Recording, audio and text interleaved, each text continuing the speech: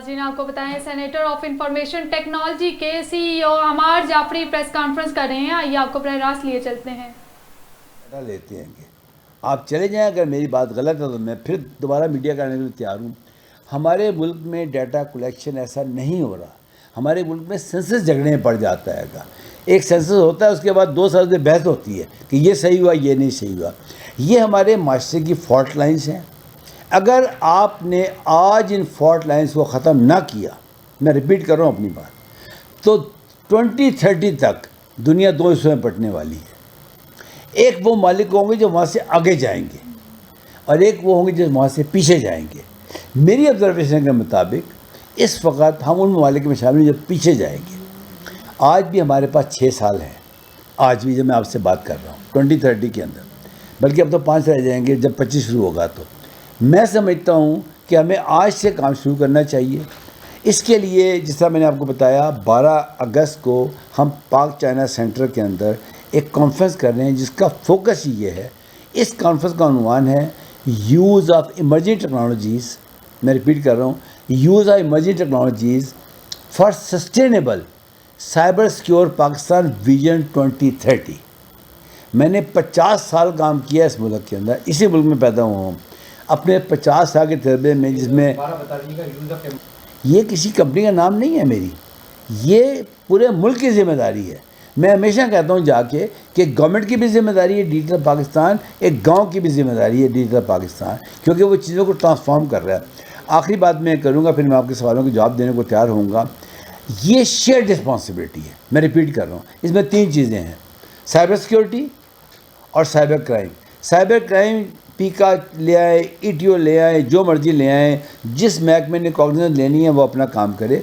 अल्हम्दुलिल्लाह मैं उस महकमे का सरबराह रहा हूँ और कई सालों तक रहा हूँ। मैं बड़े तमाम से आपको बता रहा हूँ, साइबर सिक्योरिटी हम सब की शेयर ज़िम्मेदारी है, मीडिया की, मेरी, आपकी, तमाम लोगों की ज़िम्मेदारी है। जब तक हम इस ज़िम्मेदारी को पूरा नहीं करेंगे, यकीन कर लें, we will be failing our duties, और हमें फेल नहीं होना चाहिए। इस वक्त पाकिस्तान के अंदर जितने मसाइल हैं उससे कहीं ज़्यादा वसाइल हैं। मैं रिपीट कर रहा हूँ अपनी बात, जितने रिसोर्स है वो हमारी यूथ है इस वक्त। आप यकीन करें, इतनी डायनामिक यूथ है हमारी कि मैं तो रोज़ बच्चों के साथ काम करता हूँ, यूनिवर्सिटी के बच्चों के साथ काम करता हूँ। इनमें से एक बच्चा दुनिया के किसी बच्चे को बीट कर सकता है, लेकिन जो उसके हमने इन्वायरमेंट पैदा कर दिया है उसके लिए सांस लेना मुश्किल है। आपकी सेंसस बता रही है कि 94% आबादी जो है, जो सर्वे वगैरह हुए हैं, उस मुल्क से बाहर जाना चाहती है। क्या ससीर अहमद ख़ान ने, कायद आज़म ने, अल्लामा इकबाल ने इसलिए पाकिस्तान दिया था कि इतने साल के बाद हम सारे प्लान करें कि इस मुल्क से भाग जाएं। सबसे आसान काम है इस मुल्क से। जितने लोग आपके सामने बैठे हैं ये बाई चॉइस बैठे हैं, यहाँ पे कभी भी मुल्क को छोड़ सकते हैं।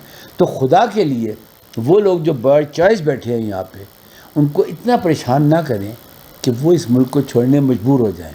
वो तो चले जाएंगे, लेकिन जो पीछे लोग रह जाएंगे उनके लिए दुनिया में कई मिसालें मौजूद हैं। मैं वो मिसालें देना नहीं चाहता हूँ।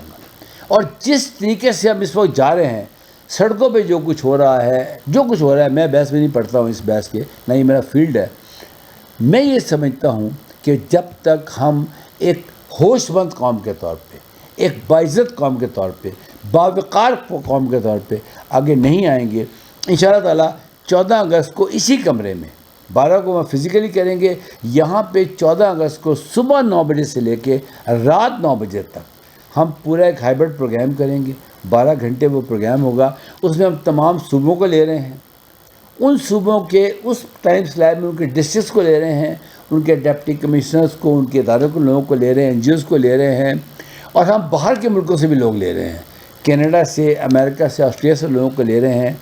हमारे एक कुलीग हैं मोहम्मद अली जिन्ना साहब, कराची से, वो तशरीफ़ लाएंगे, वो इस प्रोग्राम को कोऑर्डिनेट करेंगे। All of you invited. सुबह 9 से लेके मैं खुद भी जी, सेनेटर ऑफ इंफॉर्मेशन टेक्नोलॉजी के CEO अमार जाफरी प्रेस कॉन्फ्रेंस कर रहे थे।